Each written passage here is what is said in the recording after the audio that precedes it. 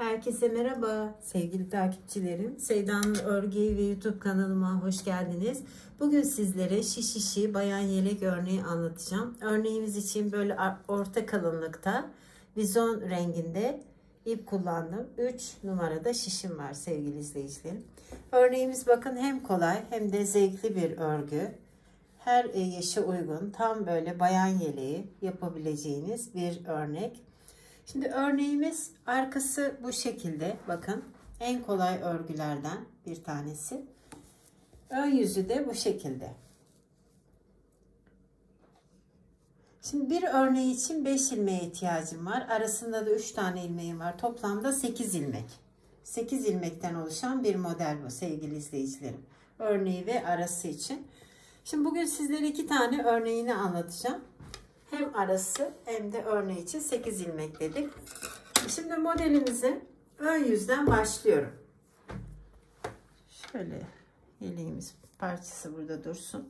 Şöyle bir sıra araş ördüm. Tam anlaşılsın istiyorum.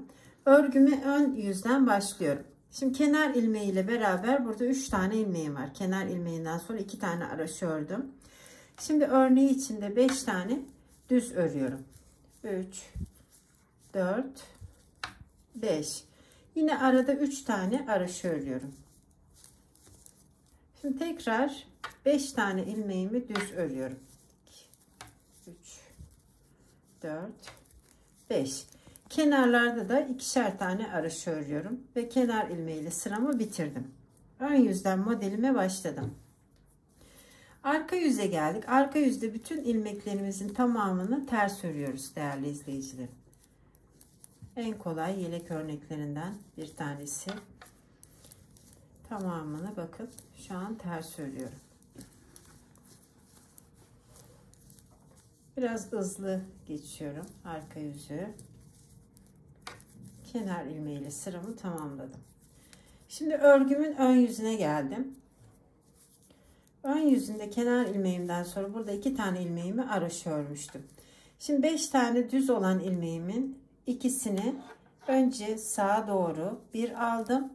Sonra bir ilmek doladım. Ortadaki ilmeğimi düz ördüm.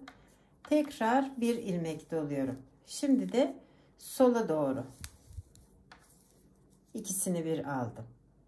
Arada 3 tane ilmeğimi araş örüyorum. Şimdi ikinci modelimi tekrar ediyorum aynı. Sağa doğru 2 ilmeğimi bir kestim. Sonra bir ilmek doladım. Ortadaki ilmeğimi düz ördüm. Yine bir ilmek doluyorum. Şimdi de sola doğru 2 ilmeğimi bir kesiyorum. 2 tane araş ördüm ve kenar ilmeğiyle sıramı tamamladım. Şimdi örgümün arka yüzü tamamını ters örüyorum. Şu an bir örneğimi kurmuş oldum değerli izleyicilerim. Başta da söylemiştim. Çok kolay ve zevkli bir örnek. Çabuk da ilerleyen bir model bu. Harika bir bayan yelek örneği. Bakın bir örneğim kuruldu. Şimdi ikinci modelime geçerken kenar ilmeğimizden sonra buradaki 2 tane haroşamızı örüyoruz. Sonra 5 tane ilmeğimi düz örüyorum.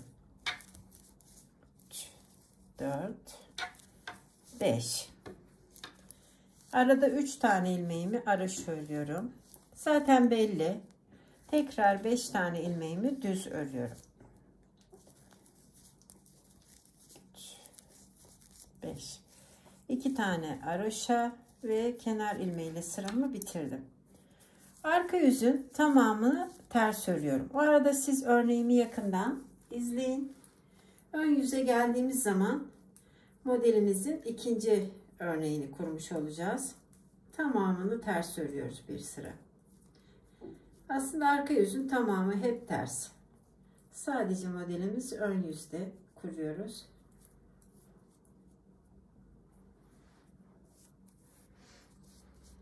Bakın şimdi ikinci modeli. Kenar ilmeğimden sonra burada 2 tane ilmeğimi araş örüyorum. Yani 2 ise 2, 3 ise 3. Ben 2 ilmek ördüğüm için Şimdi burada 5 tane düz olan ilmeğimi, ikisini sağa doğru bir kestim. Sonrasında bir ilmek doladım. Ortadaki ilmeğimi düz ördüm. Yine bir ilmek doladım. Şimdi de sola doğru 2 ilmeğimi bir kesiyorum. Arada 3 tane haroşa örüyorum. Şimdi ikinci örneğimize geldik. Önce sağa doğru 2 ilmeğimi bir alıp kesiyorum. Sonrasında bir ilmek doluyorum. Bir tane düz ördüm. Tekrar bir ilmek doluyorum. Şimdi de sola doğru 2 ilmeğimi aynı anda kesiyorum. 2 tane haroşa ördüm. Kenar ilmeğiyle sıramı tamamladım. Arka yüzün tamamı ters sevgili izleyicilerim. Her sırasında tamamı ters. Ne kadar kolay bir örnek.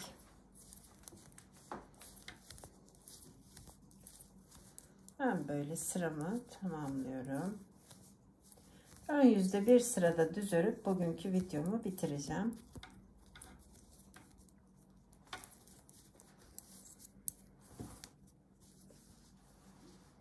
Şimdi düz örüyorum bakın. Yani 2 haroşa 5 düz. 2 haroşa 5 düz olarak başladım. Yani haroşaları haroşa örüyorum. Ortalarda 3'er tane haroşam var. Kenarlarda 2'şer başladık. 5 düz. Ben böyle sıramı bitirirken siz örneğimizi yakından görebilirsiniz. Yani sizler için örmüş olduğum parçayı.